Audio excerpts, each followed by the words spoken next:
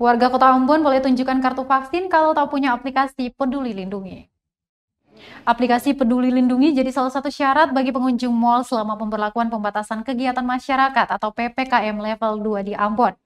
Syarat penggunaan aplikasi yang dikembangkan Kementerian Kominfo Republik Indonesia itu tertuang dalam Instruksi Wali Kota Nomor 10 Tahun 2021 tentang perpanjangan PPKM basis mikro level 2 tanggal 21 September hingga 4 Oktober 2021. Meski demikian, Tribuners, Wali Kota Ambon Richard Lohana Pesi mengatakan, masyarakat Kota Ambon yang hendak masuk ke mal atau pusat perbelanjaan dapat menunjukkan kartu vaksin saja jika tidak memiliki aplikasi Peduli Lindungi. Dikatakan kebijakan penggunaan aplikasi Peduli Lindungi jadi bagian dari edukasi kepada masyarakat agar nantinya tidak canggung saat bepergian ke daerah lain. Lohana Pesi menuturkan, penggunaan aplikasi juga diwajibkan ketika hendak memasuki mal atau pusat perbelanjaan di Kota Ambon.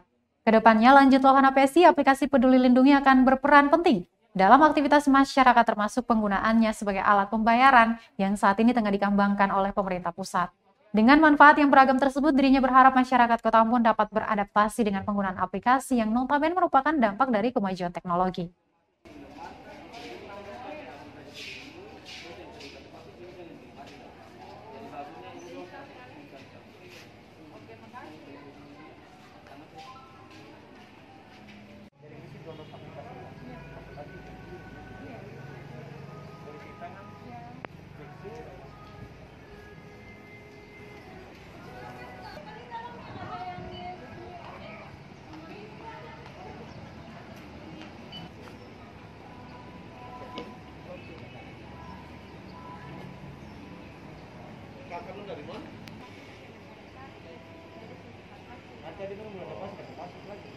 Terima kasih sudah nonton.